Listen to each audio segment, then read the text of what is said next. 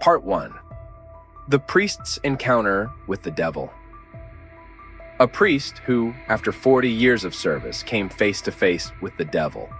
Through numerous encounters and conversations, he heard a secret from the devil that would terrify you if you knew it, but the story doesn't end here. These priests speak of demons in ways that are truly strange and fascinating. Let me start with a question for you. Can humans be possessed by the devil himself? Can humans summon the devil himself? According to the teachings of the Catholic Church, the answer is yes. But there is another, more complete answer. What is it? Within the Catholic Church, there is a field known as Demonology, which covers everything about demons, from their origins to their hierarchies, how they enter human bodies, and how they are expelled. How can one summon the devil himself?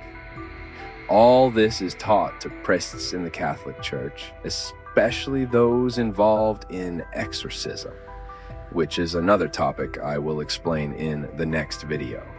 But in this section, I want to examine the statements of exorcist priests from their interviews and see, according to the beliefs of the Catholic Church, how the process of speaking with the devil unfolds, and how this priest, who claims to have understood the devil's secret, reached that point. They say that to save a possessed person, several strategies are tried before exorcism to ensure that the individual is not simply having a nervous breakdown, does not have a pre-existing mental illness, or is not experiencing something that seems like possession, but is not. This process is carried out very carefully and without error. And they claim that after this process, they realize that 90% of the time, it is not a case of possession. One sign of possession is that the person begins to speak languages they have never known before. Another is that the person has knowledge they could not possibly have or know about, such as when speaking with a priest. They know the priest's dark secrets and events from the past, even from childhood. Very private details of the priest's life that a stranger sitting in front of them could not possibly know, including events from the past and future. The next sign is a change in voice, exactly as you see in horror movies, where suddenly a little girl has a deep, hoarse, and terrifying voice, indicating the presence of the devil. Their face swells, their pupils dilate and remain dilated. They become agitated at the mention of God and the prophets, and they start to engage in dangerous behaviors, such as self-harm and attacking others. And this is just the beginning of the ordeal.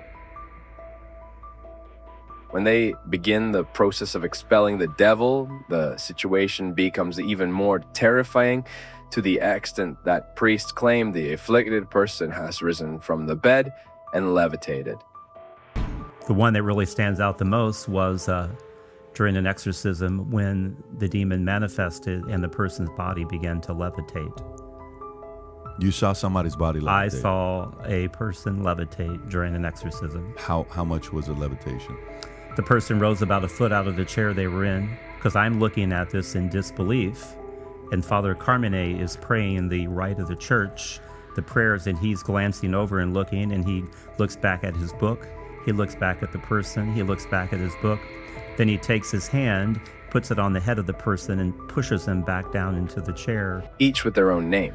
Their names are revealed with great difficulty, and they reluctantly disclose them because they know that the priest can expel them from the person's body by knowing these names. So first, you must understand the name, and once you do, you understand the main character of that demon.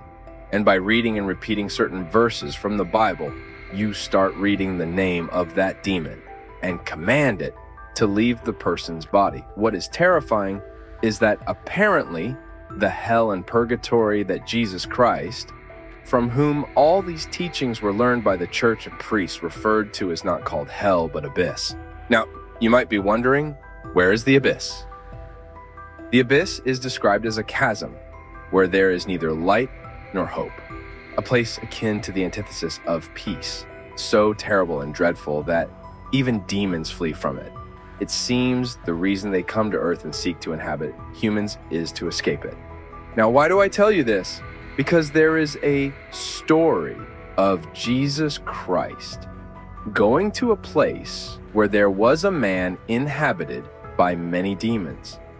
Many had tried to save this man before Jesus and failed, only making things worse, and eventually they abandoned him. When Jesus arrived, the people warned him not to approach the man, believing Jesus could do nothing for him.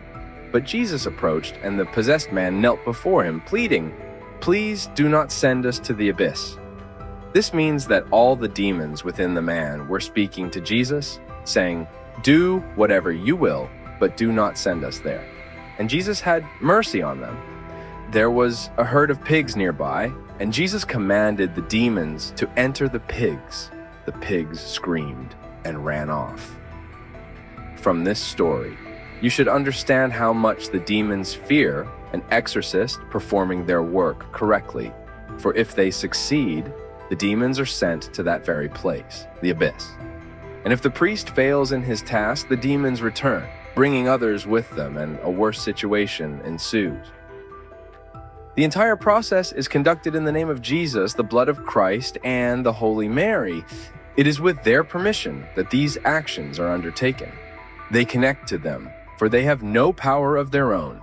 This is according to the Catholic Church. Now that you have some information and an idea about this story, let's delve into the tale of this priest and his confrontation with the devil. The priest says that each demon he faces has its own distinct personality and claims that when the devil appears, it does so in 3 forms and with 3 names: Satan, Lucifer, and Beelzebub. How is such a thing possible? If you're not familiar with Lucifer, he was the angel who, when God created man and commanded him to bow, said no, refusing to bow to this creature and rebelling against God. He was cast out of heaven, fell, and became the devil.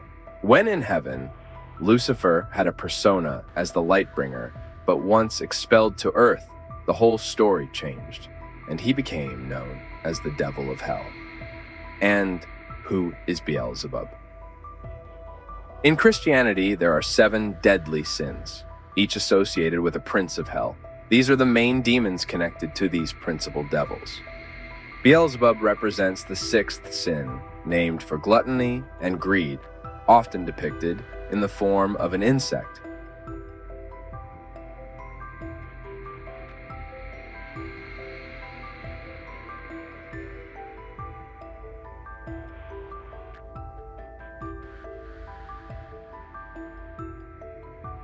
Now, why does this priest say Beelzebub and the devil are one and the same?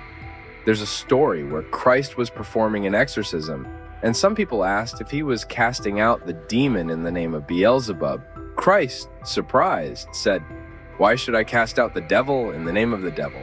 I do this in the name of God." This is why people, based on this story, believe that the devil and Beelzebub are one. However, church teachings say that Beelzebub was the 3rd angel expelled with Lucifer from heaven and became one of the main demons or princes of hell. Lucifer's primary sin is pride, and Beelzebub represents greed. The priest says that when the devil possesses someone, it only lies, even when it's not in its interest, because lying is the devil's language. It lies to achieve its goals and take what it wants from the other party. He's the father of lies, so the way you primarily discern him is he just lies at everything. Even when it would go better for him, he's still going to lie. What's terrifying is that during an exorcism, the devil, knowing the fears and weaknesses of the priest, begins psychological games to undermine the priest's faith, exploiting these weaknesses. Lucifer appears in different forms and characters, while Beelzebub always appears with one character, which is not explained. The secret that the priest learned from the devil was this. The priest asked if the devil's punishment was to be divided into 3 personalities, unable to remain unified. The devil initially doesn't answer, but after persistent questioning, it admits that God punished it by dividing it into 3 different forms after the fall. Yeah. He was stunned, fearful. Okay, now the gloves are coming off. You know, the whole bit. I mean, it's just this whole complexion of things. And I said, was the trifurcation of your personality the punishment for wanting to be God? And then he said yes. Basically, God split his personality as a punishment. This wasn't the only thing the priest learned. In a lengthy conversation with the devil, which involved deception and trickery, the priest finally asks why God created hell. The devil responds that it wasn't so. God never created hell. It was we who did it a long time ago, with the help of every human being, as the devil itself didn't have the power to do so. The priest says he asked this question many times, but the answer was always the same. It was not him, God, who created hell. It was us. So often asked the devil, "Did you create hell?" And his response has always been the same. We all cooperated.